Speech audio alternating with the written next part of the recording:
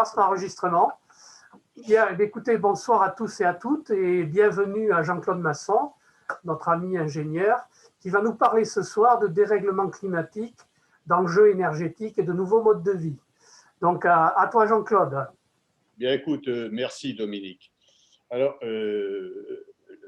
la conférence, enfin, la conférence, on peut dire, l'échange que nous allons avoir aujourd'hui, je vais, pour ce qui me concerne, essentiellement me centrer sur le lien qu'il y a entre… tiens, bonjour Madeleine, ça y est, ça marche. Bon, tant pis, elle est repartie.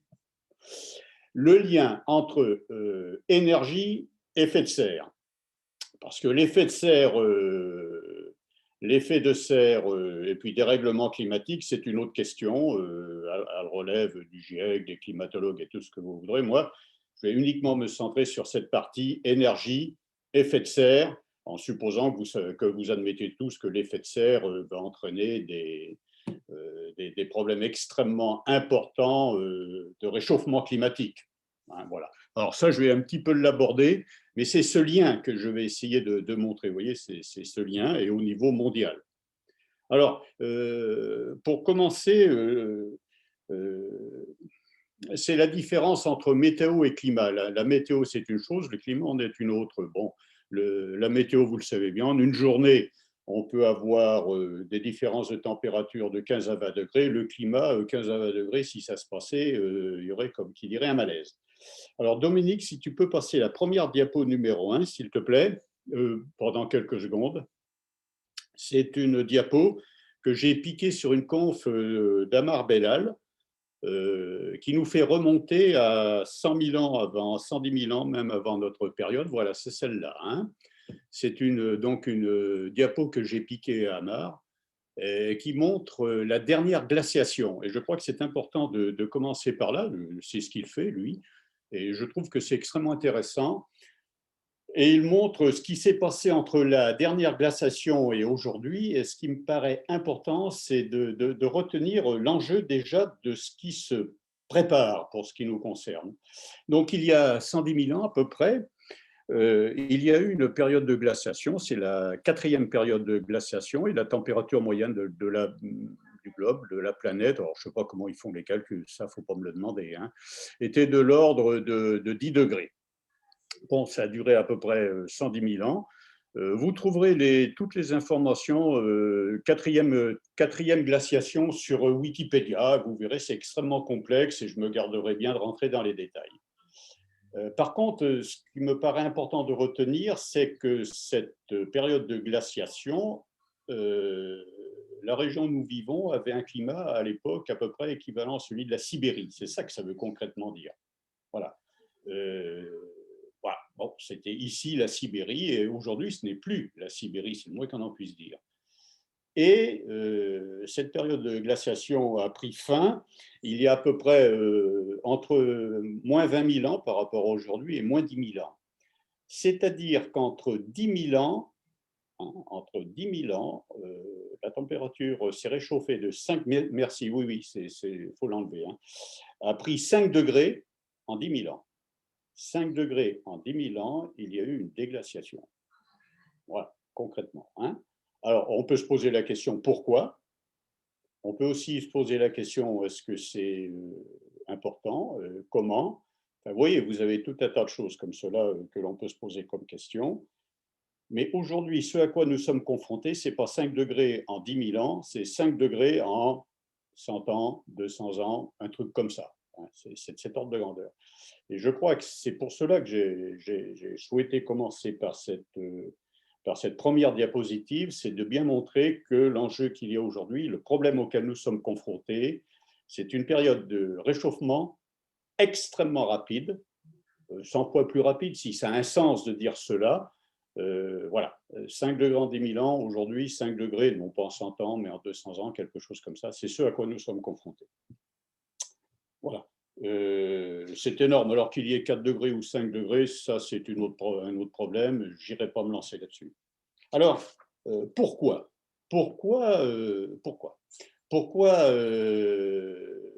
qu'est-ce qui fait qu'actuellement nous sommes en train de nous réchauffer?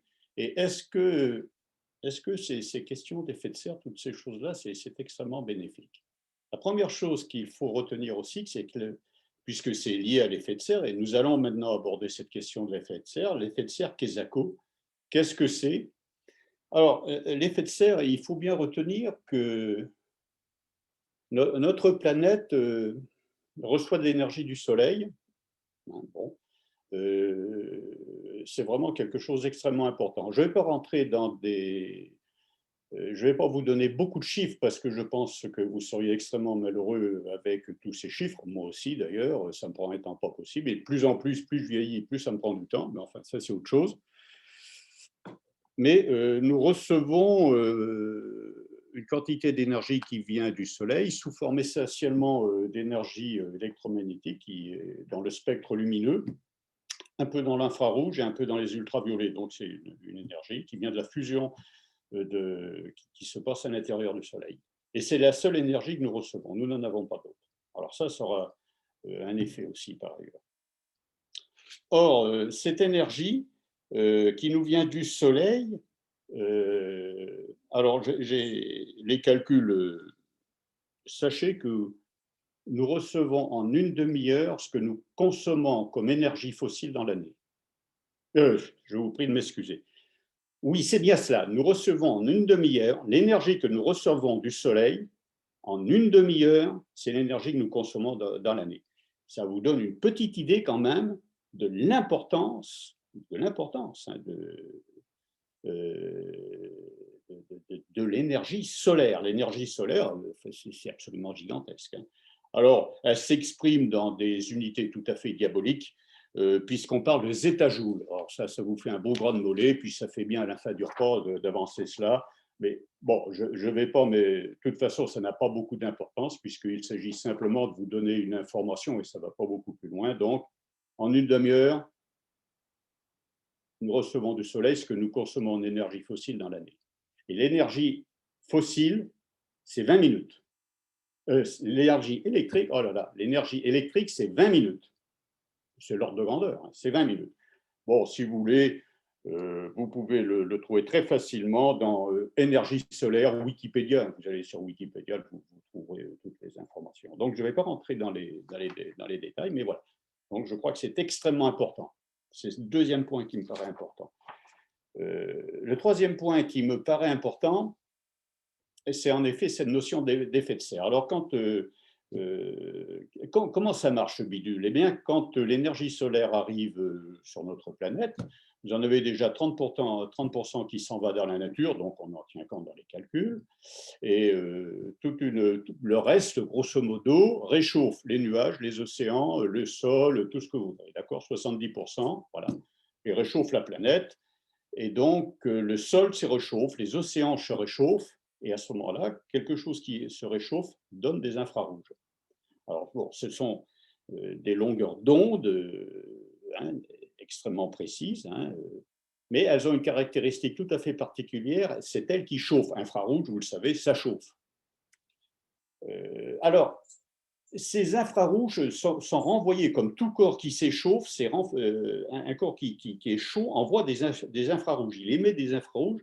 C'est d'ailleurs ce que l'on utilise. Vous savez, quand vous faites une mesure, par exemple, sur les fronts des gens, là, pour savoir s'ils ont le Covid, parce qu'on mesure leur température, c'est tout simplement, on mesure le niveau d'infrarouge au niveau de l'oreille, au niveau du front, tout ce que vous voudrez. Enfin, utiliser l'infrarouge pour mesurer la température d'un corps, c'est d'une grande banalité hein, depuis pas mal de temps. Et ces infrarouges sont donc renvoyés vers l'atmosphère. Or, dans l'atmosphère, il y a des gaz à effet de serre, justement, qui absorbent les infrarouges. Ils les absorbent et donc ils s'échauffent. Et donc l'atmosphère s'échauffe. Si vous voulez, au lieu de repartir tranquillement, si je puis m'exprimer ainsi, ils servent à réchauffer l'atmosphère. Ces gaz à effet de serre, il y en a tout un tas. On va en parler un tout petit peu, peut-être un petit peu après, si ça vous intéresse. Mais enfin, ce sont des sujets extrêmement complexes, mais ce sont essentiellement le gaz carbonique, le méthane et les oxydes d'azote.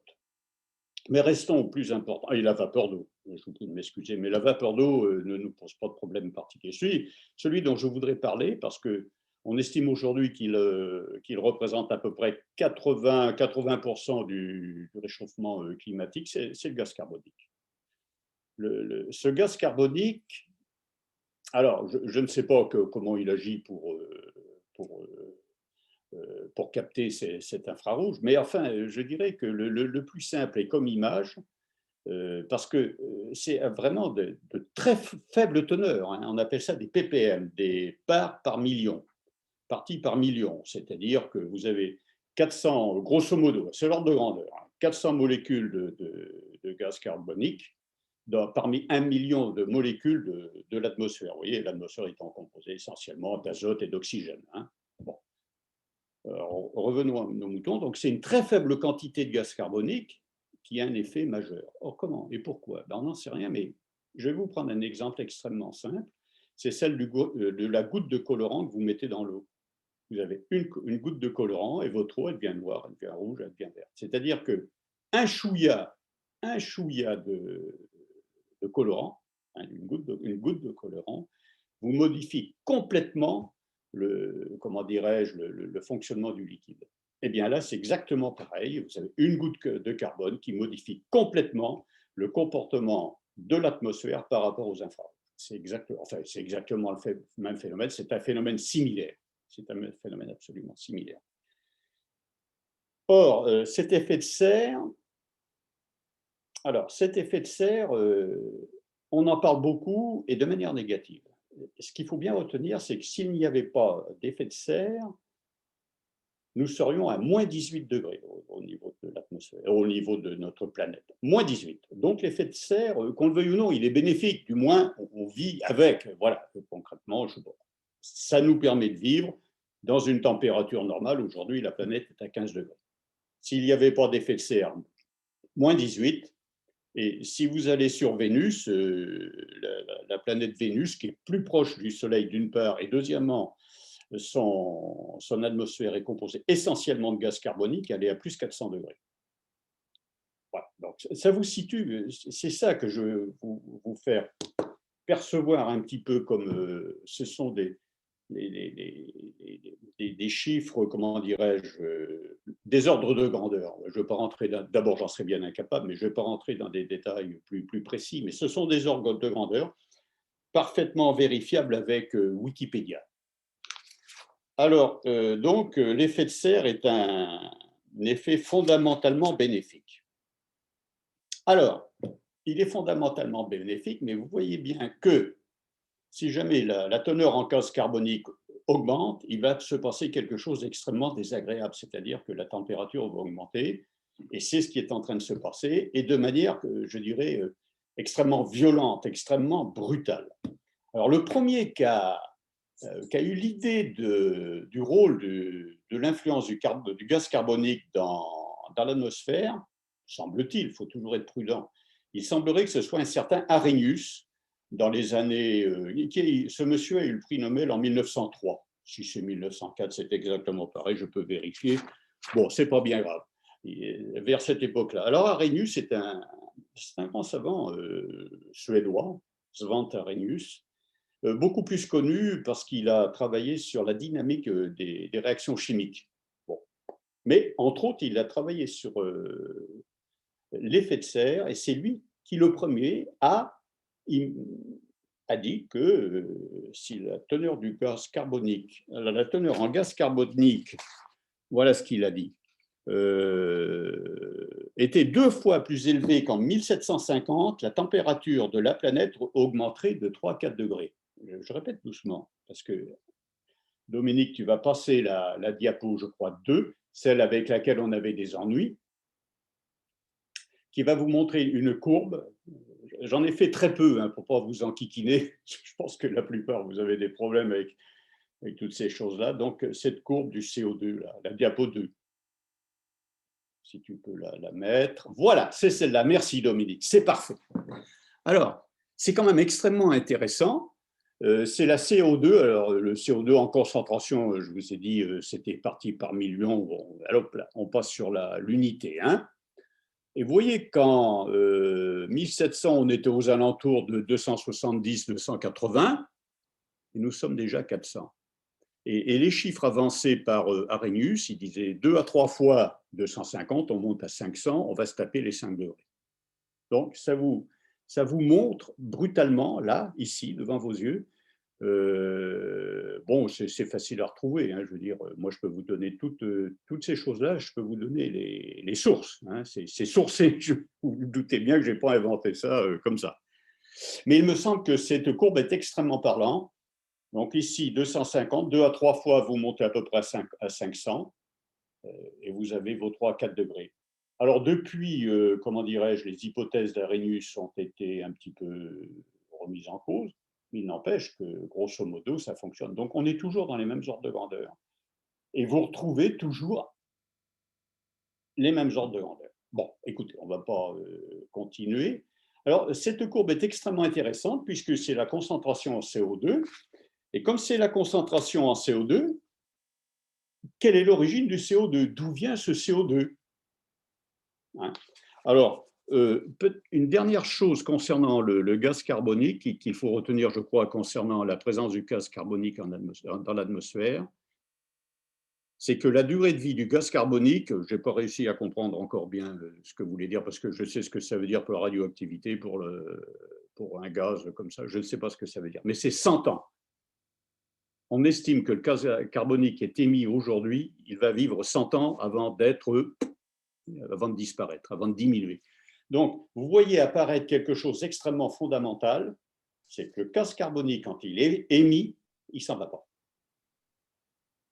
Alors, je ne sais pas si vous aviez cette dimension, mais elle n'est quand même pas piquée des hannetons. Je veux dire, un gaz carbonique est émis, il n'y a pas de pompe à gaz carbonique pour l'enlever. Alors que le méthane, ça ne dure qu'un an. Alors, par contre, pour le méthane, il est beaucoup plus actif. On estime qu'il est 25 fois plus actif que le gaz carbonique. Mais aujourd'hui, vraiment, la problématique, c'est celle du gaz carbonique et beaucoup moins celle du méthane. Bon, c'est clair. J'essaye de faire passer quelques informations des ordres de grandeur. Enfin, j'espère être clair. Bon, je vous ai parlé d'Arrhenius. Je tourne. Ah, et là, nous allons arriver à quelque chose qui est l'origine du gaz carbonique. Alors, l'origine du gaz carbonique dans l'atmosphère, vous avez pu le voir, ça a commencé aux alentours, si la courbe précédente le montrait, aux alentours des années 1800, 1850, quelque part vers là. Et bien évidemment, c'est lié fondamentalement à la combustion des énergies fossiles. Les énergies fossiles, on ne va pas tourner autour du pot, il y en a 3, le charbon, le pétrole et le gaz dit naturel. Le gaz dit naturel, c'est du méthane. Point. On retrouve le CH4, le méthane. Alors, il faut bien voir, et là, c'est une partie que je trouve extrêmement passionnante, c'est que notre société s'est développée depuis la fin du XVIIIe siècle et tout le XIXe siècle, avec l'utilisation des énergies fossiles. Et je vais essayer de bien vous montrer justement ce lien extrêmement fort entre notre civilisation et la consommation des énergies fossiles. Pour aborder cette question, la première chose que je voudrais dire, c'est que la première utilisation des énergies fossiles, enfin de la chaleur directement, on va essayer de tourner autour de ça, on va tourner autour de cette question et de l'énergie, un petit peu d'histoire de l'énergie. Ça, c'est extrêmement intéressant. Si vous avez l'occasion, vous tapez dans votre moteur de recherche préféré, brève histoire de l'énergie, vous tomberez sur un site extrêmement intéressant qui vous montre l'histoire de l'énergie, parce que je pense que, je ne suis pas le seul, mais l'histoire explique la situation présente. Enfin, bon, c'est extrêmement intéressant de connaître l'histoire de l'énergie. Alors, l'histoire de l'énergie, faut que je retrouve quand même un petit peu mes billes, moi là. Bon. Les premiers hommes, puisque ce sont souvent des hommes et beaucoup moins souvent des femmes d'ailleurs, mais Denis Papin, dont on parle beaucoup, c'est le premier, on peut dire, qui a eu l'idée de faire, c'est le premier qui a fait un piston qui marche à la vapeur. Alors voilà, il fait chauffer de l'eau, il y a un piston, il met de l'eau dans un cylindre et dessus, il met un piston, il fait chauffer l'eau et le piston se lève, et il entraîne par un mouvement un poids et ensuite il enlève la vapeur, le piston redescend, on refait chauffer et puis le bidule il commence à s'agiter et c'est le premier piston à vapeur, 1600, je regarde la date parce que les dates sont extrêmement importantes, c'est 1600, Tonnerre de Brest, Denis Papin et son piston à vapeur 1690. 1690, ça vous situe un petit peu Après, c'est Cugnot qui arrive beaucoup plus tard. Parce qu'entre-temps, enfin bon, Cugnot arrive beaucoup plus tard, il arrive en 1770 avec son fameux fardier, qui était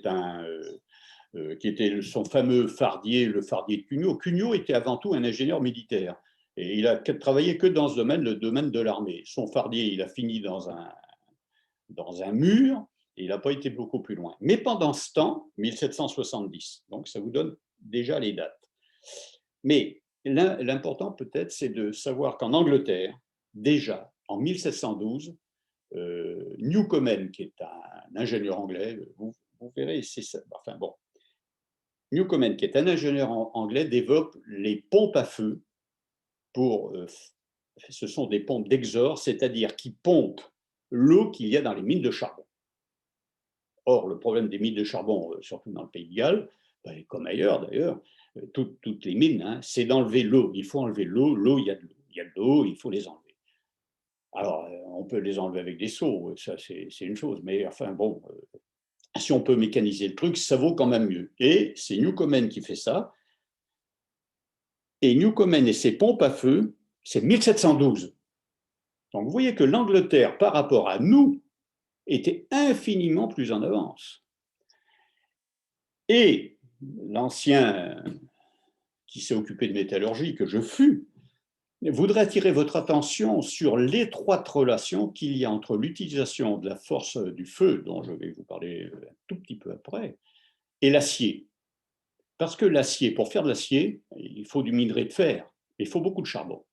Sachez qu'il faut à peu près, allez, je vais vous donner l'ordre de grandeur parce que c'est largement suffisant, 1 tonne de charbon pour faire 1 tonne d'acier. 1 tonne de charbon pour faire 1 tonne d'acier. C'est l'ordre de grandeur. Que ça soit 780 kilos, je pense que vous n'en avez rien à faire et c'est normal. Mais l'ordre de grandeur, voilà. Donc, le fer et l'acier, l'utilisation de l'énergie est liée aussi à la métallurgie. Le fer, fondamentalement, parce que le fer, ils font à haute température, aux alentours de 1400 degrés, c'est encore le matériau le plus utilisé, tout simplement, pour contenir l'énergie. Le cuivre, c'est beaucoup moins. Enfin, il n'y a rien aujourd'hui qui peut remplacer le fer, ou à peu près. On est toujours dans cette utilisation pour faire du fer, il faut du feu, et pour faire du feu, on utilise le fer. Enfin voilà, c'est une espèce de machine infernale, si je peux m'exprimer ainsi. Alors, Newcomen, 1712. Puis arrive Watt avec ses premières machines à vapeur, vous avez tous en parlé de Watt, c'est 1784. Et en 1800, en Angleterre, il y a déjà 500 locomotives. Nous, on n'a quasiment rien en France. Ça vous montre aussi le retard de la France par rapport à l'Angleterre. Et les premières locomotives à vapeur de Stephenson, c'est un petit peu plus tard, 1817. Et en 1830, sa première machine roule à 30 km/h. Bon, voilà. Et seulement après, parce que les machines à vapeur arrivaient à leur limite, et c'est ça qui est extrêmement important dans l'histoire des sciences, les ingénieurs, parce que ce sont essentiellement des ingénieurs, quand je dis des ingénieurs, des techniciens si vous préférez, le mot me paraîtrait plus juste, ce sont des techniciens qui fabriquent ces machines et on arrive à la limite. Et c'est là que c'est intéressant, je lis tout simplement parce que au début du 19e, c'est-à-dire vers 1820, au début du 19e, la machine à vapeur a subi de tels perfectionnements que certains perçoivent déjà les limites de son amélioration. C'est-à-dire, on sent bien qu'on arrive au bout du bout. On a inventé le condenseur, bon, bref, on a inventé la machine à vapeur moderne. Et un ingénieur du nom de Bouvier avait affirmé en 1816 que pour obtenir de nouvelles améliorations, il serait nécessaire de recourir aux mathématiques et à la physique, et non pas seulement au perfectionnement mécanique.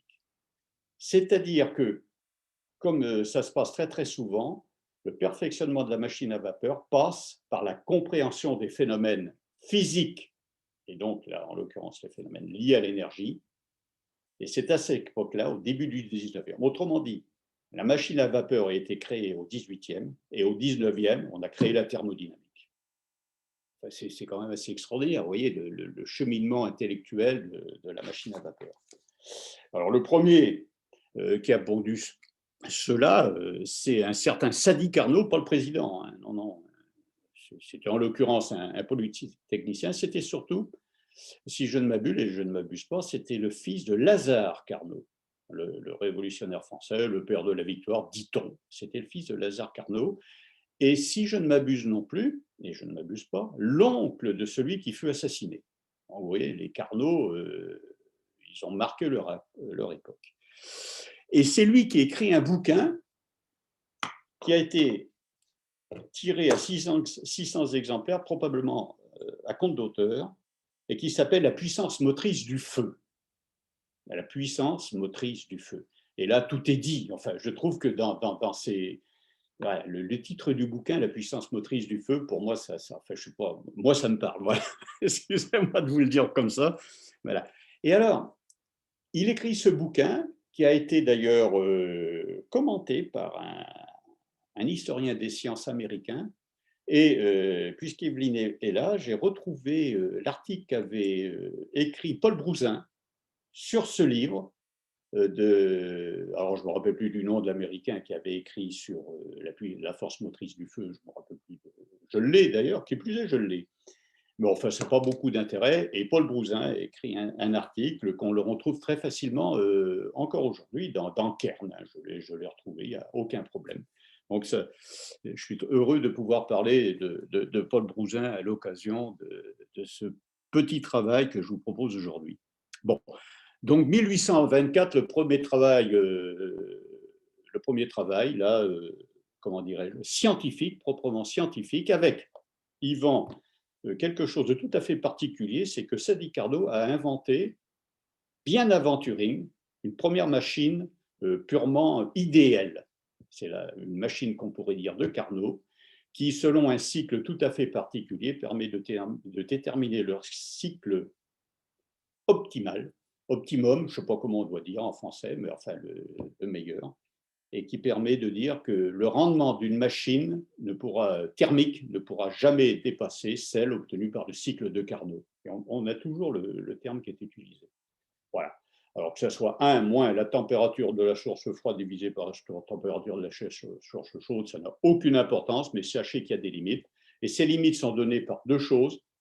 La température de la source froide, c'est-à-dire de l'eau qui permet de refroidir la machine thermique, et de la température de la source d'eau chaude, liée au feu, tout simplement, au fameux feu qu'on retrouve soit en brûlant du charbon, soit en brûlant n'importe quoi, soit maintenant dans les machines nucléaires, on consomme d'énergie nucléaire, c'est-à-dire on fait de la chaleur. Fondamentalement, on fait de la chaleur, de la vapeur, et après on fait ce qu'on peut. Bon, donc 1824, et puis après des gens extrêmement importants, Clausius, Helmholtz, c'est lui, Helmholtz, et je vérifie bien, c'est ça, c'est lui, Helmholtz, qui est von Helmholtz, c'est un Allemand qui a bien mis en évidence que l'énergie, on ne pouvait pas la fabriquer. On pouvait transformer l'énergie, on peut la transformer, on ne peut pas la créer. Voilà. Alors, où elle vient du soleil, c'est pour ça que je vous parlais du soleil avant, mais nous, on ne peut pas on ne peut pas, on ne peut pas. Voilà, l'énergie n'est pas, comment dirais-je, comment on appelait ça autrefois, vous savez, avec les microbes, là, il n'y a pas de génération spontanée de l'énergie. Voilà, très concrètement, ça n'existe pas, et le rendement est limité. Et ça, c'est Helmholtz. Et le dernier nom, mais qui arrive tout à fait à la fin du siècle, c'est Lord Kelvin. qui lui a vraiment fait la synthèse de toute la thermodynamique. Alors voilà, bon, je vais m'arrêter là. C'est largement suffisant, je crois. Alors, par contre, moi j'aime bien les ordres de grandeur. Alors, dans les ordres de grandeur, le point de repère, je dirais, voilà, prenons l'être humain. À votre avis, quelle puissance peut développer un être humain? Alors, comme je fais du vélo, je peux vous dire qu'un cycliste, il peut développer à peu près, correctement entraîné, une centaine de watts. Alors, je rappelle simplement que quand on parle de puissance, c'est l'énergie par seconde. Voilà, hop, là, on liquide cette question. Une centaine de watts. Bon.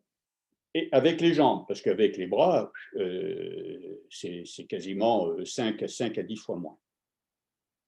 Donc, un homme, c'est 100 watts. Un cheval de trait, c'est 800 watts. Le cheval, tagada, hein, c'est 8 fois un bonhomme. Et alors, ce qui est intéressant, et c'est là je vais faire le rapprochement avec quelque chose que vous connaissez certainement, ce sont les chevaux vapeur. Un cheval vapeur, c'est quasiment la puissance d'un cheval de trait. Bon, que ce soit exactement 735 watts, ça n'a aucune importance, puisque je vous dis que le cheval de trait, c'était 800 watts.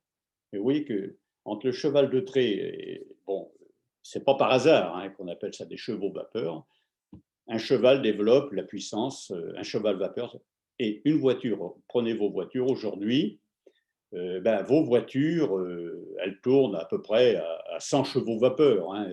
On dit une voiture, un moteur de voiture, ça, aux alentours de 100 chevaux. Ça vous situe le rôle et la place de l'énergie de tous les jours. C'est-à-dire que vous disposez de 100 watts, de 100 chevaux.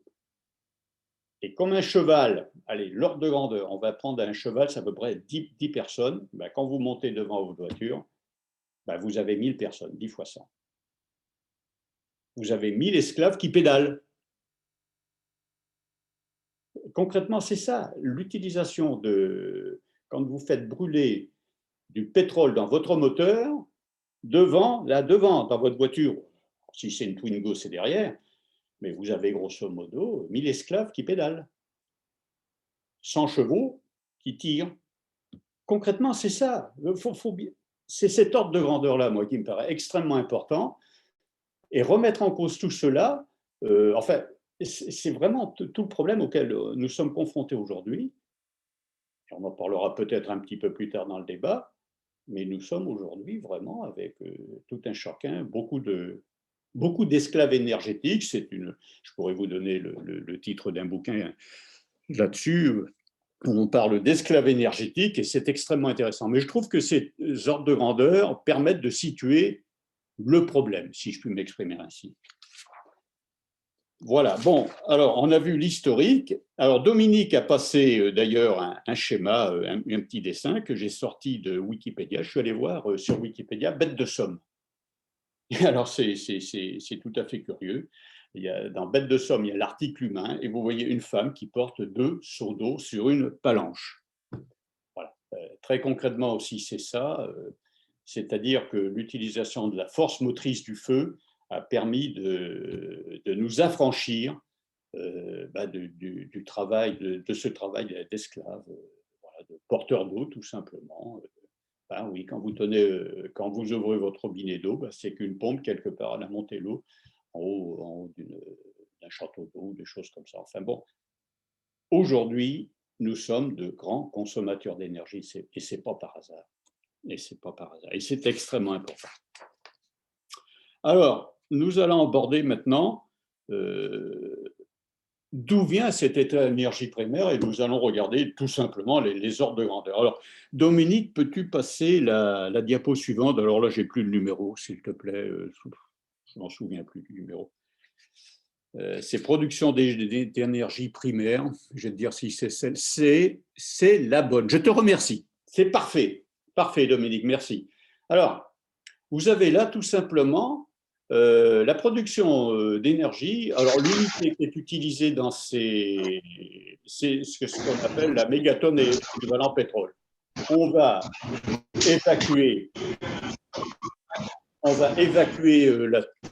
les unités, parce que là encore, c'est extrêmement compliqué. La mégatonne est équivalent pétrole. Non, tu peux laisser, s'il te plaît, le schéma, parce que ce schéma, cette image, cette diapo, permet là encore de bien voir ce qui se passe. Alors, les mégatonnes équivalent pétrole. Alors, voilà. Vous avez le pétrole. Alors, vous voyez, c'est l'année 2013 que vous voyez là tout à fait au bout. C'est l'année 2013. Hein. Le pétrole, avec 4500 à peu près, c'est pas, oui, à peu près 4500 tonnes. Le charbon, qui doit tourner autour de 3006, 3007. Le gaz nat. Et puis, bien plus bas, le nucléaire, l'hydroélectricité, les renouvelables. Alors, nous sommes là dans les énergies primaires. Alors, il y en a qui ne sont pas, je dirais, fossiles, enfin, pas strictement, les renouvelables et l'hydroélectricité. Pourquoi? Alors, pourquoi, malgré tout, sommes-nous là et dans le chapitre combustible? C'est-à-dire que vous ne voyez pas, par exemple, là-dedans, l'électricité. Parce que l'électricité n'est jamais fabriquée, elle n'existe pas à l'état nature. Hein, voilà, il faut passer soit par une pile, soit par des batteries, soit par des machines, en général tournantes, qui fabriquent de l'électricité. Et donc, vous n'avez pas là ni l'électricité, ni l'hydrogène n'existe pas à l'état naturel. Il faut la fabriquer. Et on n'y coupe pas. Alors, ce qui est important, alors ça, c'est au niveau mondial, c'est quand même de retenir qu'au niveau mondial, un tiers de l'énergie produite est produite par le pétrole. On en fait de l'électricité ou on en fait des déplacements automobiles, tout ce que vous voudrez, mais voilà, c'est le pétrole, un tiers. Un autre tiers, c'est toujours le charbon. Sachant que le charbon est principalement utilisé pour faire de l'électricité. Vous n'avez jamais vu une voiture avancer au charbon? Non. Les locomotives à vapeur sont arrêtées depuis longtemps. Non. Le charbon sert à faire de l'électricité essentiellement. Ensuite, vous avez une part pour le gaz naturel, et puis beaucoup plus bas, vous trouvez le nucléaire et les autres énergies renouvelables. Ça vous indique quand même le poids extrêmement important des énergies fossiles. Donc, ces trois énergies fossiles qui produisent, elles, des gaz à effet de serre. Ça, c'est clair et net. Le charbon, le pétrole et le gaz naturel. Et de très loin, celui qui produit le plus de gaz carbonique, hein, de ce fameux CO2, c'est le charbon. Et vous voyez que le charbon, King Cool, comme disent les Américains, le roi charbon est toujours puissamment présent et continue toujours à produire énormément d'électricité. Bon. Et là, nous sommes confrontés à des problèmes quantitatifs et changer de schéma énergétique, c'est aussi s'attaquer à ça. Et vous vous doutez bien que ce n'est pas un problème simple, puisque nous nous attaquons là, comment dirais-je, à des quantités qui sont tout à fait... enfin bon, ça ne va pas se régler avec un clic de souris. Et ça ne va pas se régler en 10 ans. Ensuite, la deuxième diapo, l'autre diapo qui suit, s'il te plaît, Dominique. Parce que bien évidemment, je vous ai montré là une diapo avec les quantités d'énergie produites dans le monde. Mais évidemment, l'autre question qu'on peut se poser, c'est comment ça va évoluer par tête de pipe. Bon, alors vous avez là les quantités en mégatonnes équivalent pétrole, et de l'autre côté, vous avez, comment dirais-je, la production par tête de pipe. Et alors, on transformerait ça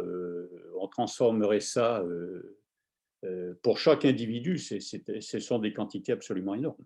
Ce sont des quantités absolument énormes. Bon. Et l'autre, s'il te plaît, l'autre diapo après, hein, la production par tête de pipe Voilà, l'autre diapo après, et on va la voir, cette production par tête de pipe et par pays. C'est celle-là qui est, je trouve, la plus intéressante. Alors là, ce ne sont pas des courbes. Voilà, mais des schémas. Oh bon, pourquoi l'Islande, le Québec, le Koweït et le Canada sont-ils aussi hauts? Bon, moi j'ai trouvé que c'était largement suffisant comme information, même si ce n'est pas très très précis au niveau des chiffres, parce que ce sont quand même que des statistiques.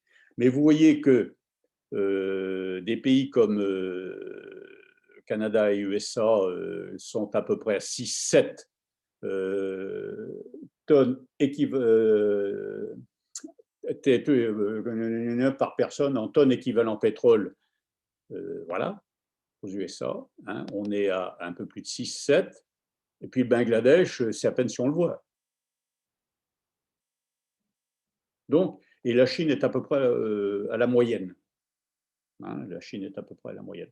Donc, dire tout cela, c'est aussi voir l'extrême disparité de la, comment dirais-je, de la consommation de cette fameuse énergie fossile, puisque c'est elle qui est l'essentiel de la production d'énergie dans le monde. C'est elle qui produit l'énergie du monde.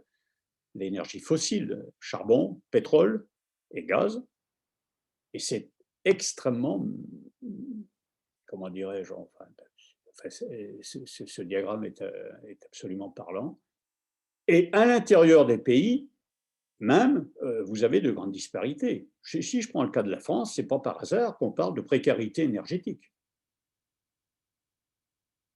Donc, je crois que c'était un petit peu tout cela que je voulais vous montrer.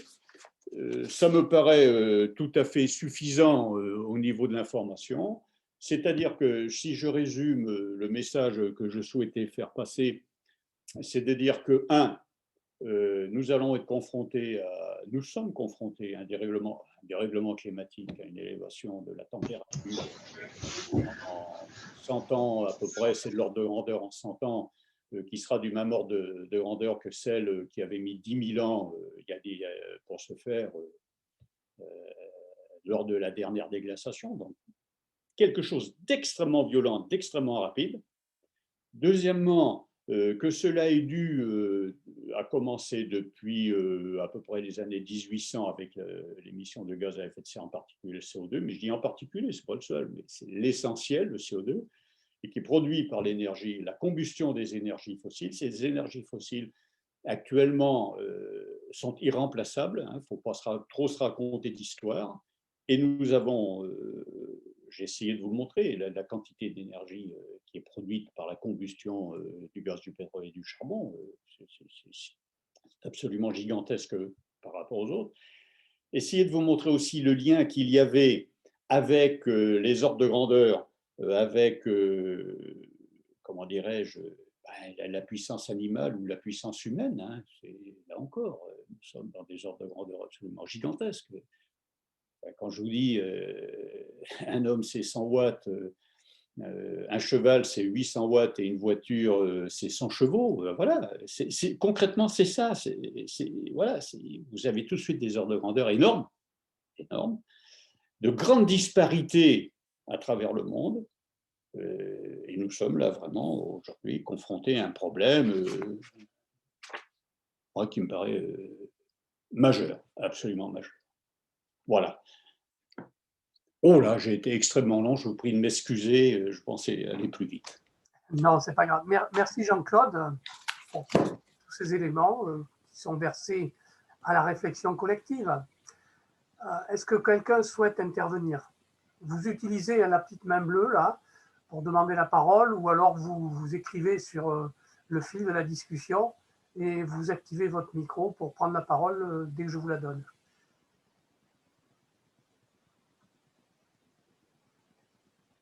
Donc ça laisse tout le monde quoi? Moi, j'ai une première réaction comme ça. Enfin, je trouve intéressant que tu éclaires évidemment la place des énergies fossiles dans la production d'électricité notamment, mais dans la production d'énergie en général que nous utilisons. Je crois que c'est une grande question qui est posée là. Parce qu'alors ensuite, il y a deux attitudes possibles.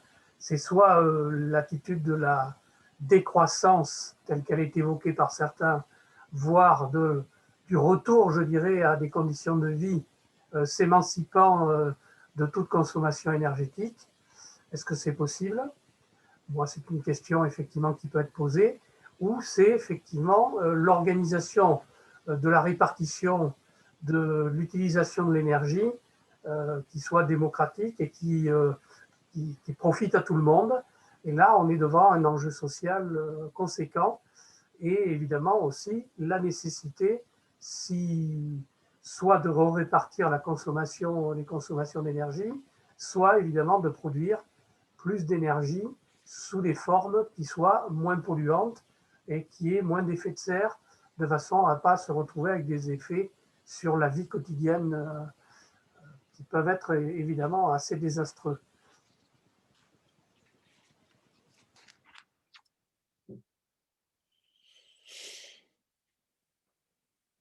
Peut-on se passer de l'énergie nucléaire pour provoquer un peu le débat et de la production énergétique nucléaire?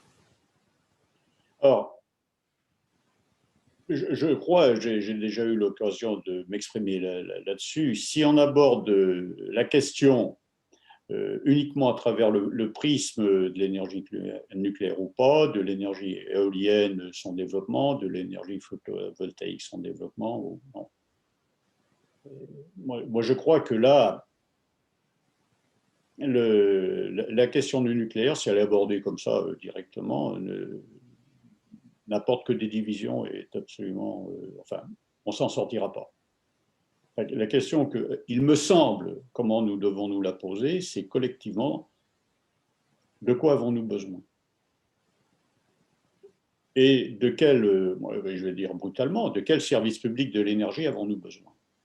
Quand j'étais embauché à EDF, moi, on ne m'a pas dit, enfin oui, je savais que c'était pour l'énergie nucléaire, mais quand ma patron m'a embauché, ce qu'il m'a dit, c'est vous entrez dans une entreprise, il y a fort longtemps, il y a 50 ans, maintenant, vous entrez dans une entreprise dont l'objectif est de fournir à la France l'électricité dont elle a besoin.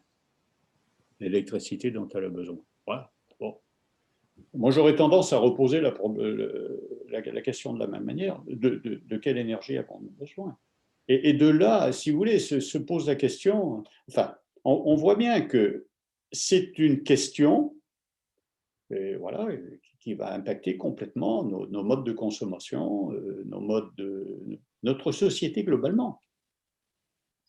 Notre société dans sa globalité. Et pas uniquement sur une solution. Parce qu'autrement, c'est, on peut dire, est-ce qu'il nous faut des SUV?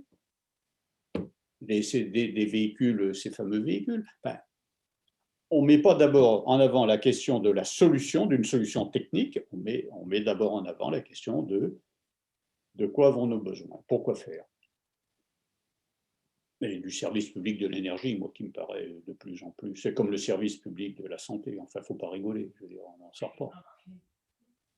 Question. Non, vas-y. Je peux y aller? Ouais. Je crois qu'il faut, dans ta réponse, et dans la question d'ailleurs aussi, je crois qu'il faut distinguer deux choses. C'est de quoi avons-nous besoin en énergie et de quoi avons-nous besoin en électricité. C'est pas forcément la même chose.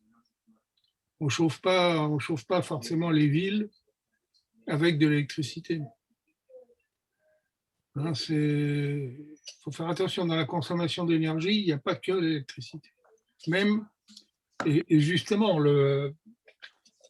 l'utilisation du nucléaire consiste aujourd'hui à essayer de faire passer un maximum de consommation d'énergie non électrique en électrique. Notamment, c'est pour ça qu'on veut faire des bagnoles électriques, ce qui est une aberration, d'accord, mais voilà, je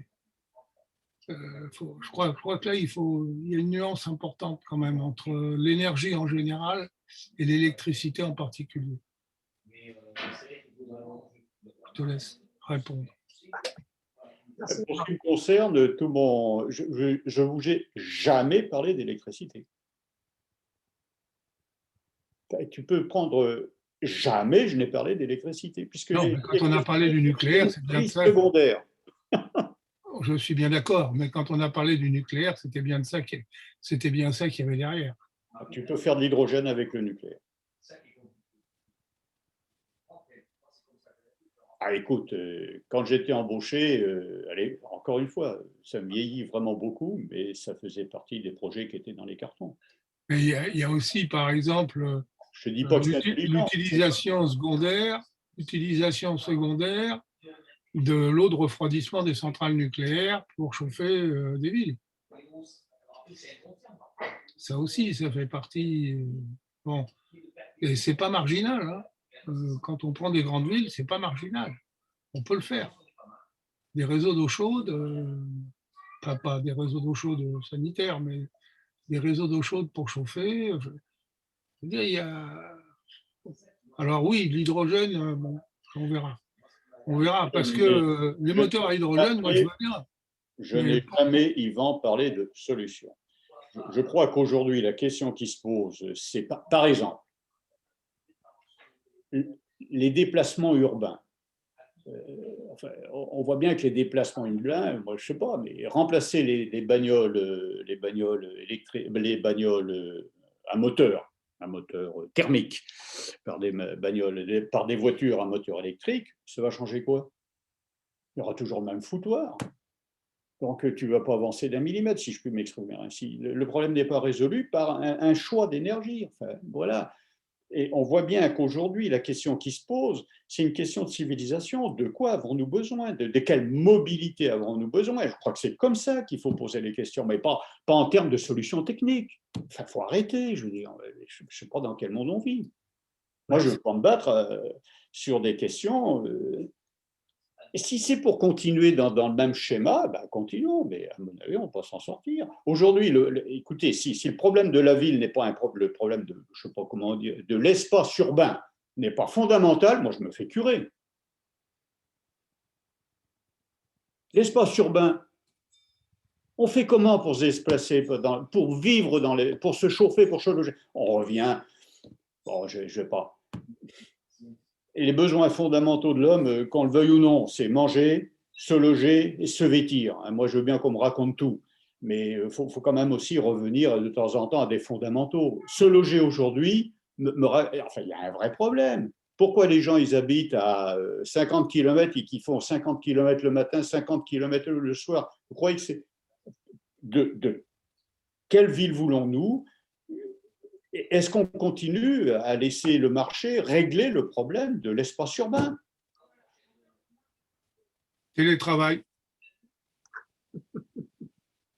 Moi je n'ai pas de réponse. Simplement, ce que je constate, c'est que, si vous voulez, j'ai regardé avec attention, il ne faut pas exagérer, mais j'ai regardé avec une certaine attention, oui, ce qui avait été fait avec la Convention citoyenne pour le climat. Alors, cette Convention citoyenne pour le climat, qu'elle a été faite dans un but politique pour étouffer, même pas étouffer, essayer de mettre un point final au mouvement des Gilets jaunes, bon, c'est une évidence. Qu'on s'en serve aussi pour faire taire l'Assemblée nationale quelque part, il y a ça aussi qui est certainement dans le tube. Mais enfin, quand même, réunir 150 personnes, dont je me permets de vous suggérer de regarder le curriculum vitae des personnes, dont une palanquée, comment dirais-je, non pas au-delà du bac comme niveau, hein, d'accord? Ils ont été capables de sortir, je ne me rappelle plus, le nombre de propositions, ils ont été capables. D'abord, on les a informés. Et je crois que c'est une chose extrêmement importante, informer les gens. Et ensuite, les faire travailler. Parce que s'il n'y a pas une activité, comment dirais-je, derrière, s'il n'y a pas de travail derrière, d'appropriation de l'information qui est donnée, ça ne sert à rien. Autant regarder BFM et aller se coucher. Hein, bon, on a l'information, on n'en fait rien. Et si tu n'en fais rien, bon, il ne faut pas se plaindre. Hein. La question qui se pose, c'est d'avoir une information et de travailler après cette information pour se l'approprier, essayer d'élaborer, comment dirais-je, des solutions. Or, ces gens-là, ils ont élaboré des solutions. Et à ma connaissance, personne ne dit qu'elles sont idiotes. Donc, la question qui se pose, c'est bien cela. Enfin, On va fêter son 50e anniversaire de la Commune, si je ne m'abuse. Qu'est-ce qui s'est passé à la Commune? Comment le peuple de Paris s'est-il approprié une situation à un moment donné? Eh bien, je dirais que vis-à-vis de ce qui se passe pour le réchauffement climatique, c'est un peu de même nature. Moi, je verrais bien dans chaque département, par exemple, des conventions citoyennes sur le climat ou des choses comme ça, avec surtout cette partie information et deuxièmement cette partie travail et appropriation collective de l'information qui est donnée pour élaborer, voilà, je vais chercher le terme, pour élaborer des perspectives. J'y crois, ça, mais j'ai peut-être tort. Hein. Madeleine, une réaction? Tu es toujours là. Vincent? Oui, vous m'entendez? Oui, Madeleine, on t'entend. Oui, alors, ce serait très difficile pour moi d'avoir une réaction intelligente parce que j'ai quand même eu un petit peu de mal à suivre. Ce que je retiens, c'est quand même une conclusion qui n'est pas extrêmement optimiste parce que la conclusion n'ouvre pas de solution. Bon, je pense que tout ce qu'a dit notre ami, c'est on a déjà entendu parler, on ne comprend dans mon cas, je ne comprends pas tout. Je ne suis pas une scientifique, je suis plutôt une littéraire, donc tout ça, ça m'échappe un peu. Mais tous ces mots qu'on entend, alors à la télé, les gens qui interviennent, les sachants qui ne savent rien, ça nous embrouille beaucoup. Et alors le positif que je retiens, c'est que, ce que nous apporte, notre intervenant, c'est que c'est quand même un petit peu plus clair. Il s'est mis un peu à la portée des ignorants comme moi, des ignorantes. Je n'ai pas décroché. J'ai pas décroché, mais je reste dans le flou. Je reste dans le flou quant aux questions qu'on peut se poser avec tout ce qu'on entend. Où allons-nous? Qu'allons-nous faire? Comment allons-nous nous organiser? Contre quoi? Pour faire quoi? C'est terrible, hein, ce vide devant les solutions. Alors j'ai retenu quelques petites choses qui m'ont frappée, l'histoire des esclaves énergétiques et que l'on ne crée pas, qu'on ne peut pas créer l'énergie. Ça, pour moi, je suis très étonnée. Je ne savais pas qu'on ne créait pas d'énergie. Et le feu, le fer, bon, c'est peut-être, excusez-moi si vous êtes plus compétent que moi pour avoir saisi l'essentiel de ce que nous a dit Jean-Claude Masson. Moi, j'ai retenu que des mots qui ont fait tilt et qui sont un peu nouveaux par rapport à ce que j'entends dans la bouche de ceux qui viennent avec des longues phrases nous parler de réchauffement climatique, nous parler d'un avenir très noir. Moi, j'attends un peu d'espoir. On vit quand même dans une période où l'espoir, on nous l'a mis au rencard. Hein. On va mourir, les gens de ma génération, il faut qu'on meure pour laisser la place, les jeunes dépriment, et puis là, ils viennent nous parler de choses très concrètes finalement, et qui ne sont pas si concrètes que ça. Il y a une part de rêve, une part d'imaginaire, une part de création à faire pour trouver les solutions. Excusez-moi, j'ai peut-être pas été claire, mais c'est sans doute parce que dans ma tête, c'est pas très clair non plus. Non, mais je crois qu'il faudra, si vous avez le temps et l'occasion, réécouter la fin de l'intervention de Jean-Claude, notamment ce qu'il vient d'évoquer sur la consultation citoyenne, la manière. Oui, mais pardon, la consultation citoyenne, mais à partir de quoi? Moi, je veux bien qu'on nous consulte, mais comment peut-on être assez informé pour donner un avis sur un sujet aussi important, aussi essentiel? Jean-Claude y reviendra. Vincent, Mais, tu souhaites intervenir et puis après Bernard Pranois. Moi, je voulais dire d'abord que j'ai l'illusion de ne pas manquer d'énergie, contrairement au fait qu'il n'y en ait pas. Mais évidemment, je vois à quel point cette énergie en question aurait du mal à faire tourner ma voiture si je l'avais.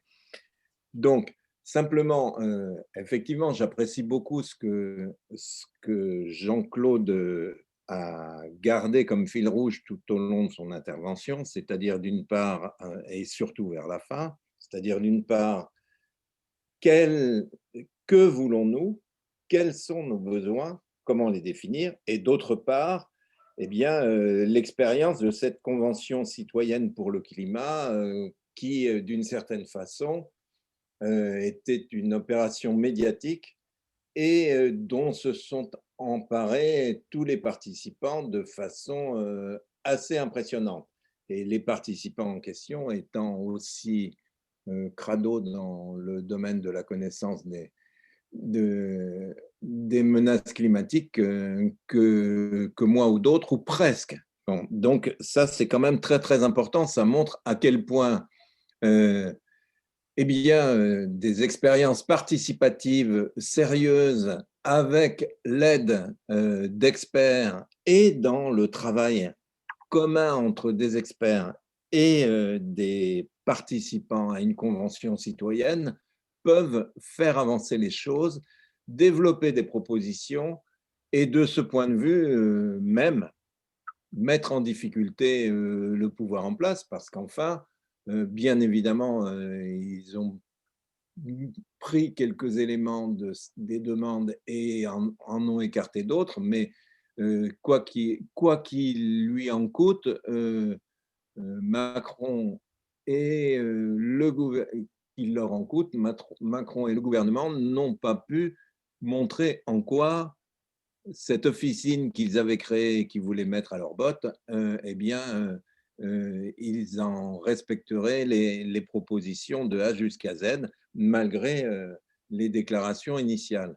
Alors là, par rapport à ça, bon, je trouve que c'est un ferment de possibilités démocratiques considérables et que c'est à prendre en compte. Et évidemment, il y a une deuxième question qui se pose, c'est que l'idée de Jean-Claude de développer ce type de proposition au niveau des départements, mais ce serait quelque chose de formidable, mais il faudrait conséquemment le développer aussi au niveau mondial, internationaliser ce type de travail, un peu comme il y avait eu des forums à Porto Alegre, faire des forums du changement climatique au niveau mondial, pour une raison qui se comprend assez. D'abord, c'est une question mondiale, et d'autre part, ça permettrait de prendre conscience bien des problèmes qui se posent dans les pays et des raisons pour lesquelles le Koweït et l'Islande sont parmi les plus gros consommateurs, ce qui quand même ne va pas de soi, pour donner un exemple. Voilà. Et là, de ce point de vue, on voit très bien, grâce à l'intervention de Jean-Claude, à quel point la question de la démocratie est la seule, si elle est menée jusqu'au bout, à pouvoir, sinon résoudre ces questions énergétiques désespérantes, comme d'autres, n'est-ce pas, Madeleine, mais au moins aller vers des solutions à partir du monde tel qu'il est. Bernard Tranois. Bonsoir, vous m'entendez là?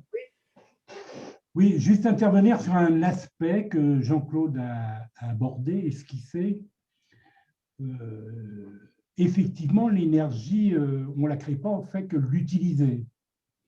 On ne fait pas autre chose. Mais une des questions fondamentales qui est abordée par Jean-Claude, qui demanderait à être creusée de mon avis, c'est que le développement ultralibéral de nos sociétés a fait éclater les lieux d'habitation, les lieux de production et les lieux de commerce. Dans Paris, après la guerre, je faisais 100 mètres, il y avait l'épicier, je faisais 300 mètres, j'avais l'atelier sur place. Les besoins en énergie étaient, je me demande si la vie n'était pas plus agréable sur cet aspect. Hein, simplement. Il y a bien un problème d'aménagement urbain.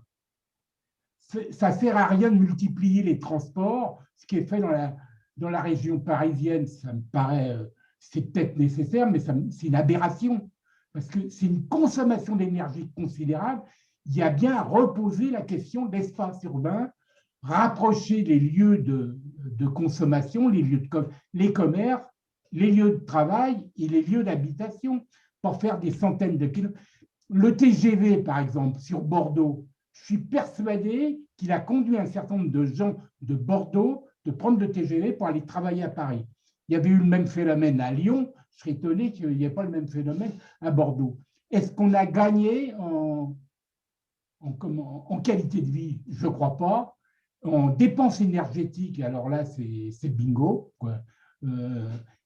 Faut reposer le problème de la ville. Merci Bernard. Est-ce que tu souhaites réagir, Jean-Claude, ou on continue à faire un petit tour de table? Non, mais je suis assez content qu'on revienne sur… Parce que quand même, je sais pas, enfin, le problème de la ville est quand même un problème qui se pose. Les loyers en ville, enfin, je reviens aux besoins fondamentaux de l'être humain, se loger. Comment se loge-t-on aujourd'hui? Enfin, j'écoutais justement quelqu'un qui s'occupe dont je ne partage pas, d'ailleurs je le dis tout de suite, c'est Jean-Marc Jancovici, qui est tout à fait remarquable pour tout ce qui concerne la partie analyse au niveau de l'énergie. Alors là, il est absolument remarquable. Par contre, ses conclusions sociales me paraissent un tantinet malthusiennes. Mais bon, je m'arrêterai là. Pour en revenir, oui, le problème de la ville est absolument fondamental, tout simplement parce que la majorité des gens habitent en ville.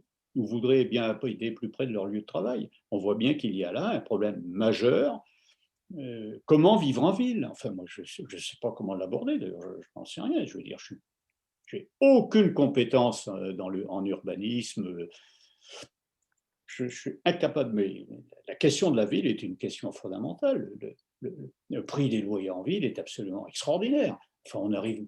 Je crois que, j'entendais, c'est la part dans le budget des Français, d'une manière générale, c'est, je crois, le poste logement qui a le plus augmenté.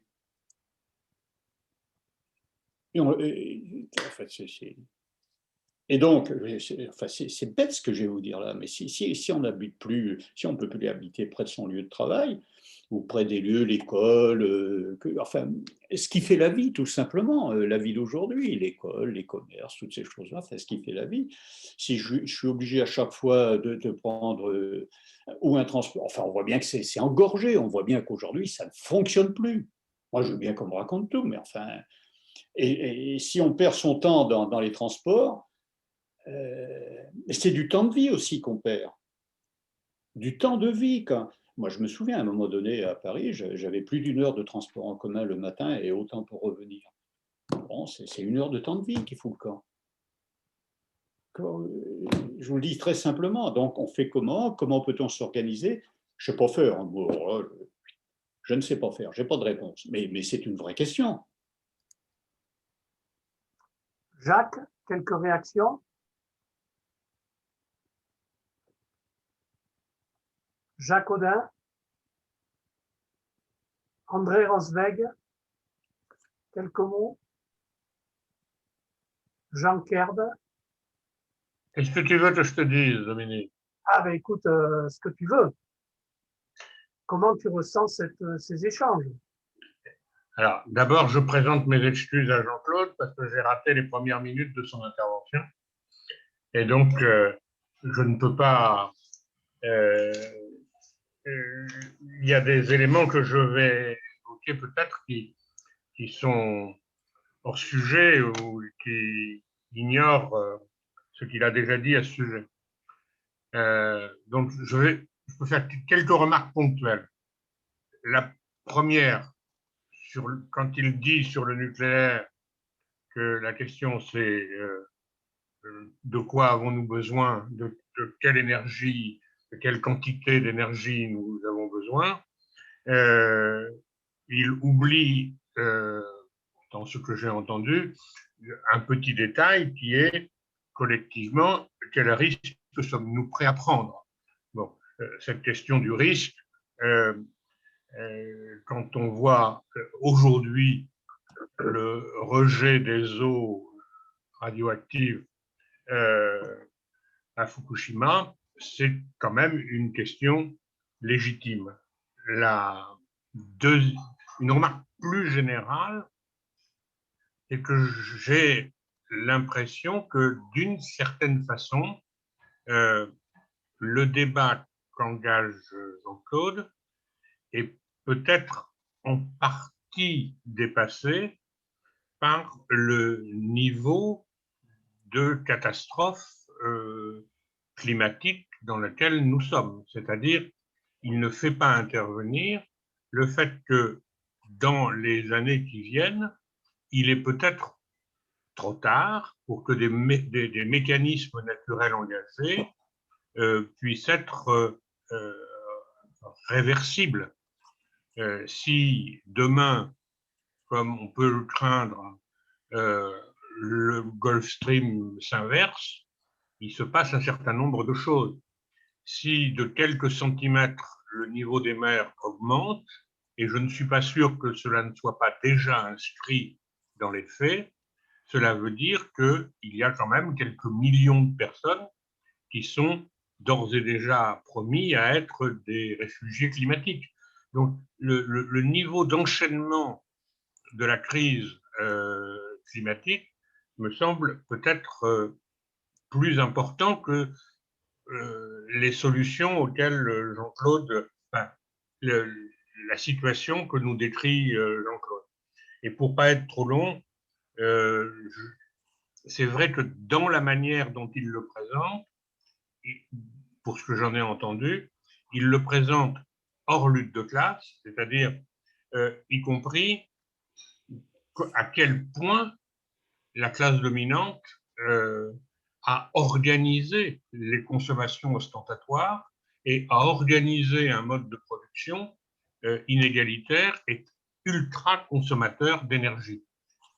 Avec un dernier point que je n'ai pas entendu, qui est quel est le niveau de consommation énergétique provoqué par les armements.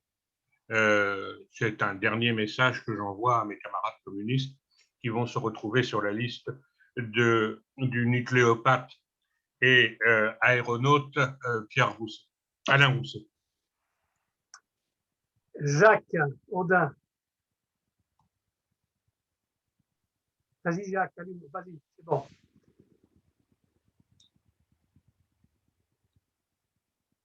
Ton micro est allumé, hein, donc mais on ne t'entend pas. Jacques? Vous m'entendez là? Oui, c'est bon. Là. Vous m'entendez là? Oui. Ah bon. Oui, non, j'ai pas grand-chose à dire. Je pense que Jean-Claude a... C'était très intéressant, Jean-Claude, et tu as posé bien les problèmes. Et bon, je pense quand même qu'il y a un vent de pessimisme là, par toutes les interventions. Moi, il faut quand même faire confiance dans l'homme, quoi. Hein. Je veux dire, il y a des chercheurs qui travaillent hein, en ce moment. Il y a certainement, je ne suis pas un grand spécialiste de ce domaine, mais il y a des gens qui travaillent sur des nouvelles énergies, il y a des gens qui travaillent, des physiciens, etc. etc. Alors, c'est vrai que bon, les questions ont toutes été bien posées. C'est un problème mondial, je veux dire. Il y a le problème de l'électricité, enfin de l'énergie, puis il y a le problème de la planète qui se réchauffe. Donc, moi, je suis d'accord avec le dernier intervenant. Même si aujourd'hui, on avait la solution pour tout arrêter, pour ne plus polluer et dégager de CO2, il y aurait une inertie qui fait qu'on continuerait pendant un certain nombre de décennies à payer nos dérives. Bon, je pense qu'il faut changer nos modes de vie. Hein. Par exemple, moi, tout à l'heure, je suis allé faire de la marche à pied là, parce que j'ai des problèmes cardiaques. Et je suis allé marcher sur la piste de la Baby. Il se trouve que c'est une piste cyclable qui est très agréable. Mais autrefois, c'était une voie ferrée. C'était une voie ferrée qui transportait les gens depuis Bordeaux jusqu'à vers Langon et qui s'arrêtait à toutes les petites gares. Eh bien, maintenant, là, quand je reviens vers 7 h du soir, parce qu'il y a le Covid, il faut rentrer à la maison, eh bien, sur la route, c'est un flot de voitures, de gens qui rentrent du travail et qui prennent cette route qui est exactement parallèle à cette piste cyclable et qui était avant une voie ferrée. Bon, je veux dire qu'autrefois, peut-être qu'ils auraient pris le train pour rentrer chez eux et qu'on aurait dépensé moins d'énergie globalement. Bon, moi, je pense que les transports en commun sont une solution. Quand je vois toutes ces… Moi, j'habite à Bouliac, depuis chez moi, j'ai vu sur la rocade. Là. Quand je vois ces milliers de camions tous les jours qui passent, je me dis quand même que si on avait mis tout ça sur des trains, ça consommerait moins d'énergie que ces milliers de camions à la fois. Donc, je pense il va falloir réfléchir à tout ça en termes d'infrastructure. Bon, c'est vrai qu'il va falloir aussi voir ces dimensions de ville, ces mégapoles qu'on est en train de construire. Là, c'est complètement un peu dément. Il n'y a pas que l'énergie, d'ailleurs. Il y a tout ce qui concerne les infrastructures, le transport de l'eau, le transport du gaz, le transport qui demande… Moi, je vois, chez moi, il y a des travaux en permanence. On creuse, on défonce les routes, on les rebouche, Bon, ça demande des trucs beaucoup trop compliqués à gérer, je pense. Mais bon, c'est sur le long terme. Quoi. Et surtout, il faut avoir une volonté politique de le faire. Voilà. Merci Jacques. Marie, quelques mots?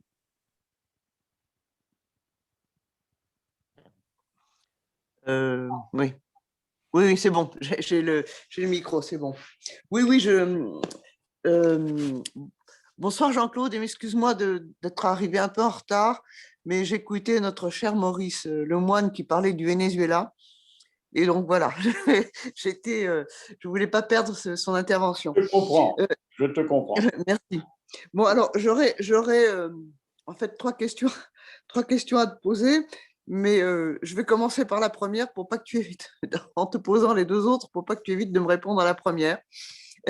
Je voulais savoir, parce que l'intervention de Mado, la réaction de Mado quand elle t'a posé une question a éveillé mon attention. Je me permets de te demander, Jean-Claude, qu'est-ce que tu avais en tête quand tu as proposé cette intervention? Qu'est-ce que tu voulais faire? Quel était ton but? D'abord, je n'ai pas proposé l'information, c'est Dominique qui, m'ayant entendu au Cercle Condorcet, m'a dit, dis donc, il faudrait que tu fasses ça à Espace Marc. Concrètement, ça s'est passé comme ça. D'accord. Non, l'objet de mon intervention, c'était de donner des éléments factuels concernant la consommation d'énergie fossile, essentiellement fossile, enfin, plus qu'au fossile. J'ai essayé de vous montrer à la fois le rôle de l'énergie fossile dans, comment dirais-je, sur les effets de serre. Dans son rôle dans l'effet de serre, à mille sabords, son rôle dans l'effet de serre, c'est-à-dire l'émission de CO2, mais pas que. Et puis, la part que représentaient ces trois énergies fossiles dans l'ensemble des énergies primaires. Je crois avoir essayé de bien faire comprendre que l'énergie ne se fabriquait pas. La seule énergie que nous avons, enfin l'essentiel de l'énergie que nous avons aujourd'hui vient de la combustion des énergies fossiles, plus de 80%. Donc on les remplace par quoi? C'est bien gentil de dire on fait autre chose, mais on fait quoi? On fait quoi? En fait, pour moi, c'est un problème absolument majeur. Et je vous ai dit aussi que le CO2, il en avait pour 100 ans dans l'atmosphère, quand il est émis. Donc c'est un vrai problème. C'est un vrai problème. Hein. Bon. Après, bon, voilà. Et l'idée, c'était quand même ça, ce qu'on appelle les ordres de grandeur. C'était mon objet, c'était les ordres de grandeur. Et quand, Mado, je te disais, d'ailleurs, dans les ordres de grandeur, un bonhomme, c'est 100 watts. Un cheval, c'est 1000 watts. Un cheval vapeur, c'est 1000 watts. C'est pas tout à fait ça, mais ça n'a aucune importance. On va rester dans les ordres de grandeur. Donc, quand tu montes dans ta voiture, tu as 100 chevaux, et 100 fois 100, tu as 10 000 esclaves. Voilà. Concrètement, c'est ça. Et oui, c'est comme ça, tu as 10 000 bonhommes qui pédalent. Les bonhommes, j'ai dit. Voilà, c'est ça. C'est ça les ordres de grandeur. Et on ne peut pas trop jouer avec. Hein. C'est comme ça. Et de manière simple. Après, je ne vous ai pas enquiquiné avec les mégathèpes, les trucs, les bidules et les machins, parce que Bon, c'est pas votre truc, je sais que tout de suite vous allez me noyer, moi aussi d'ailleurs, moi aussi, mais bon, c'est pas le but, c'est d'essayer de comprendre les ordres de grandeur, comment les uns sont par rapport aux autres, voilà. 80% de l'énergie mondiale, c'est en brûlant du charbon, du gaz et du pétrole, hein, comme ça. Bon, mais tes 100 chevaux, c'est quand tu es à fond quand même. C'est quand tu as le moteur qui est poussé au maximum. Hein.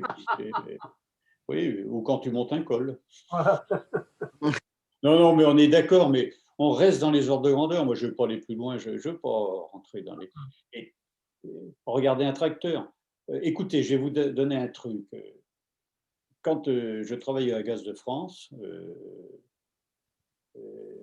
la puissance des... Alors, je m'occupais de la soudure des tubes, mais des gros tubes, vous voyez, qui font à peu près 1 mètre de diamètre. Voilà. La puissance mobilisée, c'était 10 000 chevaux. Vous vous rendez compte, 10 000 chevaux?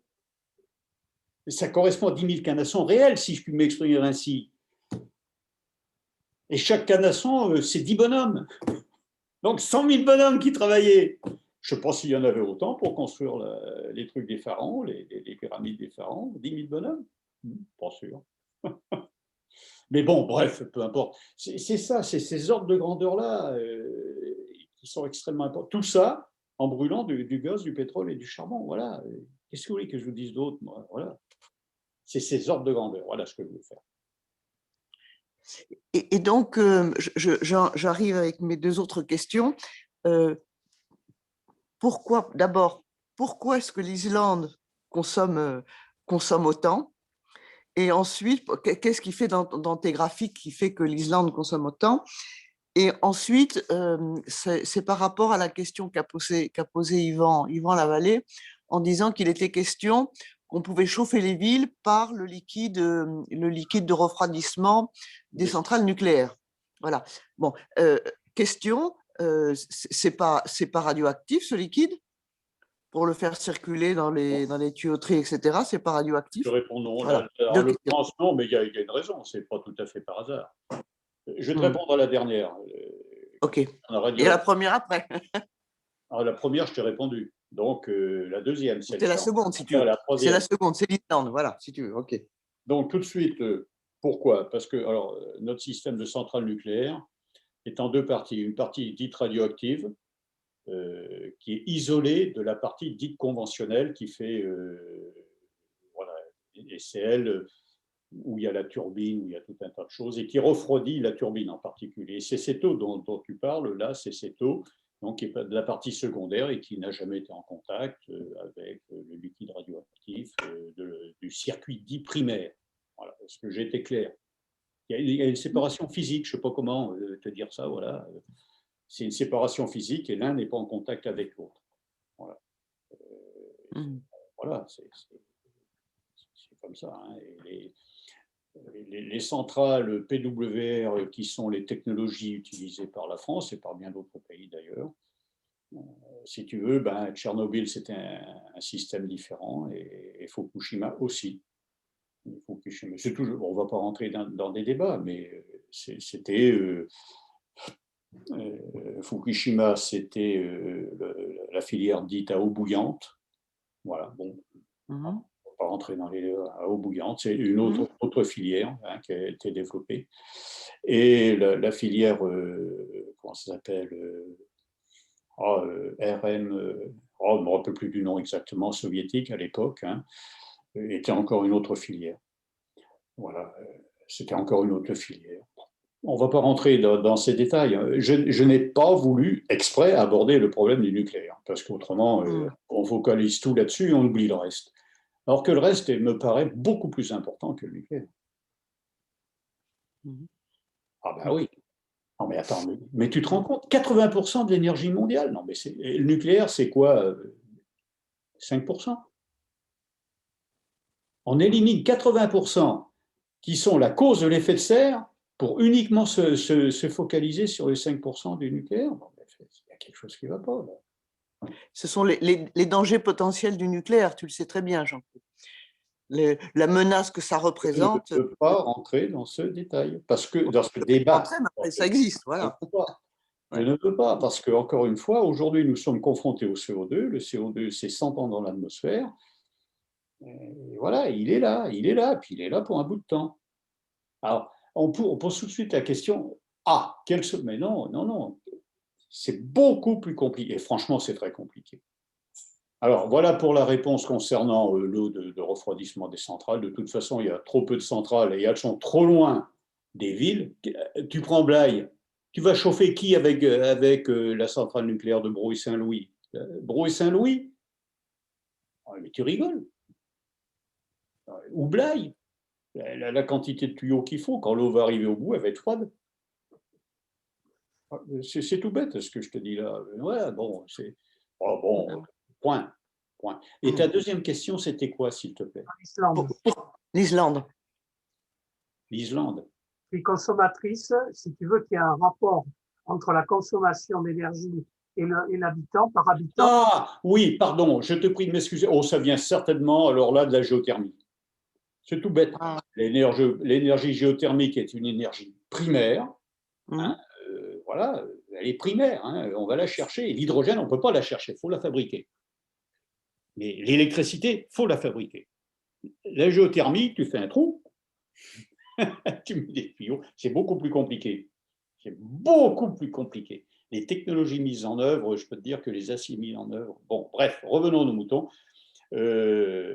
Voilà, c'est la géothermie. L'Islande a la chance d'avoir des volcans. Des sources d'eau chaude d'une part, la proximité des. Enfin, voilà, voilà, c'est la géothermie.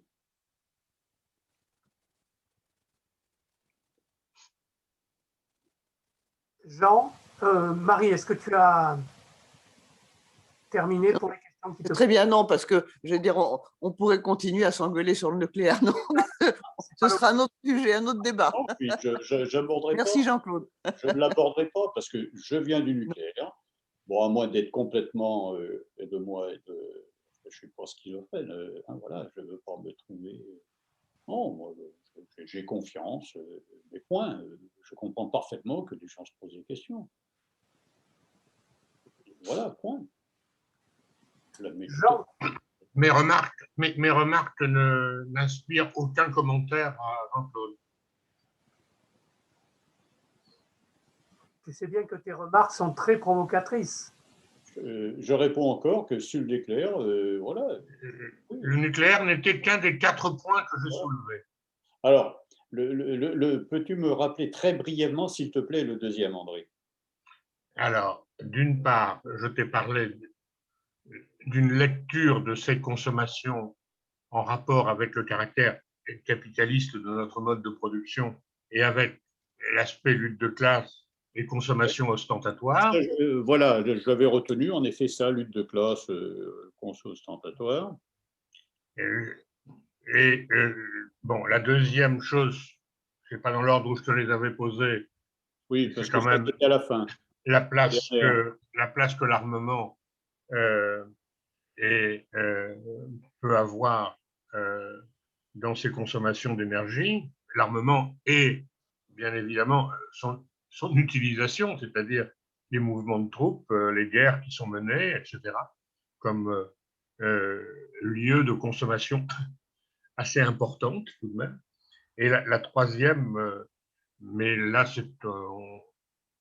on n'aura pas le temps ce soir, c'est le niveau où on en est de la crise du changement climatique, avec des éléments qui nous obligent à des solutions internationales beaucoup plus importantes. J'évoquais notamment la montée des eaux avec ses conséquences en termes de millions de réfugiés climatiques à venir. Alors, dans l'ordre concernant, je vais prendre. Il y en a un que je vais tout de suite évacuer, non pas pour une raison extrêmement simple, ça concerne l'armement. Tu te doutes bien que j'ai tous les chiffres que je vous ai avancés, j'ai les billes. Je veux dire, j'ai les sources, je peux les donner. Sur l'armement, j'ai rien. Point, c'est tout. Je veux dire, qu'est-ce que tu veux? Je ne peux pas inventer des chiffres que je n'ai pas. L'armement, c'est évidemment consommateur d'énergie, c'est une évidence. À quelle hauteur? Nulle part, si tu veux, le poste armement n'apparaît dans les sources de consommation d'énergie. Tu vois, l'énergie en rapport. Moi, j'ai pas. C'est tout ce que je peux te dire. Oui, la réponse est oui. Bah, tu sais, il y a beaucoup de sous-marins nucléaires, beaucoup plus que de centrales. C'est tout ce que je peux te dire. La crise du changement climatique à l'heure réelle, on peut tout à fait s'inquiéter. Oui, c'est vrai, mais je crois l'avoir dit, mais en effet, il y a l'inversion du Gulf Stream, l'adoucissement des eaux par la fonte des glaces, toutes ces choses-là sont connues. Est-ce qu'elles ont lieu? Est-ce qu'elles se... Je ne sais pas. Je ne peux pas te dire, je ne peux pas. Parce que, encore une fois, j'ai essayé de donner le lien, moi, entre les grandes masses liées à l'énergie. Voilà, qu'est-ce qu'on consomme? Pourquoi il y a un effet de serre? Bon. Mais après, le reste, si tu veux, comment cet effet de serre, il va... Enfin, la mécanique de l'atmosphère, je vais te dire, je ne sais pas faire, moi. Hein. La mécanique de l'atmosphère, je ne sais pas faire. C'est beaucoup trop compliqué, je ne sais pas faire. La crise du changement dont tu parles, elle est liée, en effet, à cela. Moi, je ne sais pas faire. Hein. Je ne le sais pas. Est-ce que ça... Oui, il y aura évidemment le Bangladesh et toutes les zones côtières. Il se trouve que toutes les zones côtières sont très urbanisées, pas urbanisées, habitées, ce qui est différent, sont très habitées. Deuxièmement, je dirais que grosso modo, tu as toute la ceinture à terre tropicale qui va prendre combien en termes de degrés? Et il semblerait que... Enfin, il y a des zones qui vont probablement devenir inhabitables. Oui. Et c'est bien pour cela que je ne vois pas comment on peut... Où on est capable de... Comment dirais-je, d'aborder ces questions avec l'ensemble de la population, on n'en est pas capable. Si on n'est pas capable, on se dirige vers des situations explosives. Voilà ce que je pense. C'est pour ça que je dis que, par exemple, ce qui a été fait avec la Convention citoyenne me paraît, je ne sais pas si je dois dire une piste, un prémisse, voilà, ou une prémisse d'ailleurs. Totalement d'accord là-dessus. Mais c'est tout. Qu'est-ce que tu veux que je te dise d'autre? Par exemple, moi je verrais bien des partis politiques, des forces grosses proposer la mise en place de conventions citoyennes sur des thématiques comme la ville, comme les déplacements, comme je ne sais pas quoi, mais local. Enfin, ce n'est pas la peine de parler peut-être du monde, mais enfin, je ne le sens pas bien là au niveau du monde. Mais voilà, au niveau d'une ville, au niveau d'un département, au niveau de canton, mettre en place ce type de choses. Alors, avec tout ce que cela comporte, évidemment, je comprends bien le problème pour tous ceux qui sont élus dans le cadre d'une démocratie parlementaire, parce qu'il faut appeler un chat un chat. Voilà. Et de l'autre côté, ces gens, non pas tirés au sort, pas tout à fait, mais qui sont représentatifs de la société. C'est-à-dire que, par exemple, à la Convention citoyenne, il y avait des personnes, il y avait des chômeurs. Il y avait des gens qui avaient un niveau de formation type 5, vous êtes presque tous, vous êtes passés, il y a beaucoup d'enseignants, donc des gens qui étaient très loin du bac ou des choses comme ça. En un mot, des gens qui ne sont absolument pas représentés au niveau des conseils municipaux, départementaux, nationaux, tout ce que vous voudrez. Ils ne sont pas représentés, ils ne sont pas entendus. Et moi, si vous voulez, alors bon, ça va peut-être te faire bondir, André, mais si tu veux, moi je me souviens dans ma tête, je suis rentré, enfin peu importe mon parcours personnel, mais Marcel Paul, le gars, il n'avait pas son certificat d'études, tu vois, il a été ministre. T'imagines un ministre aujourd'hui sans certificat d'études? Est-ce pensable dans la France d'aujourd'hui? Pensable, simplement pensable. Et c'est pour cela que, voilà, moi, c'est pour cela. Alors, tu me parles de lutte de classe, je suis tout à fait d'accord avec la lutte de classe, mais de toute façon, la lutte de classe, oui, il faut la mener. Et tu sais très bien que pour le moment, nous la perdons. C'est tout ce que je peux dire. C'est tout ce que je peux dire. Jean Kerb, quelques mots, quelques éléments de réflexion. Excuse-moi, André, bon, j'ai essayé d'aborder les trois thèmes. Hein. As-tu quelque chose d'autre à me dire? Que je suis tout à fait d'accord avec toi sur le retard de la gauche dans la participation citoyenne. Ça, oui, bon, c'est comme ça. Bien, écoutez, ça fait un peu plus d'une heure et demie que l'on échange. Est-ce qu'il y a d'autres personnes qui souhaitent intervenir ou apporter quelques éléments de réflexion complémentaires? Sinon, je vais remercier Jean-Claude pour le travail qu'il a fait, qu'il a produit. Et je pense que son approche me paraît tout à fait intéressante. Partir des besoins, partir de ce qu'on est capable ou pas d'assumer collectivement. Je pense que le rapport qu'il a posé entre qui élabore d'abord avoir une connaissance des besoins partagés et puis ensuite qui va élaborer les solutions.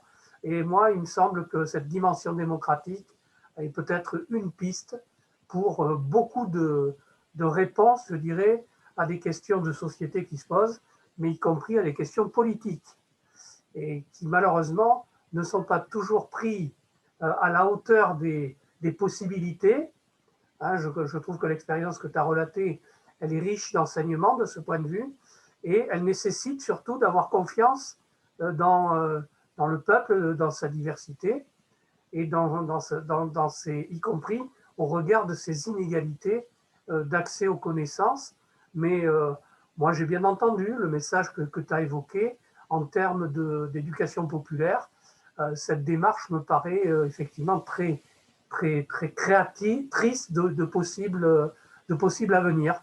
Donc j'ai une certaine confiance dans l'humanité, j'ai toujours eu, à la fois le journal, mais aussi l'humanité concrète, les êtres humains la composant.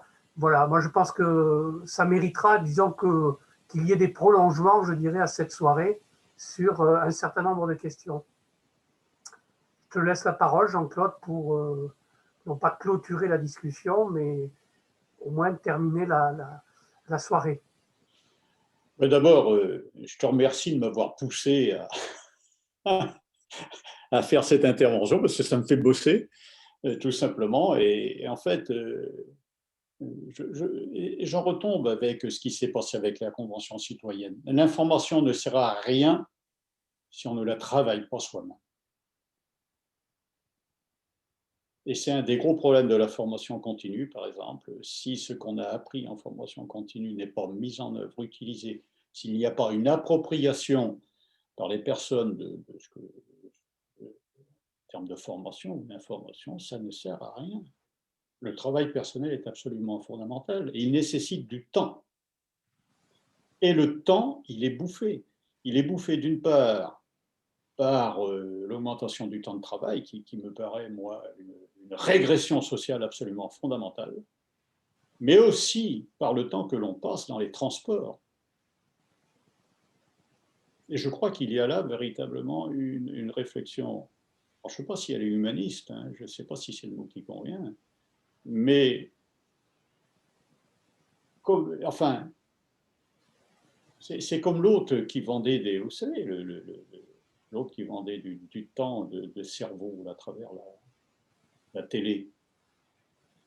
Comment se réapproprier du temps pour justement pour vivre des moments, enfin pour vivre politiquement parlant. Et aujourd'hui, le temps, il est bouffé d'un côté par l'entreprise, par les transports en commun, par la vie, comment dirais-je, quotidienne.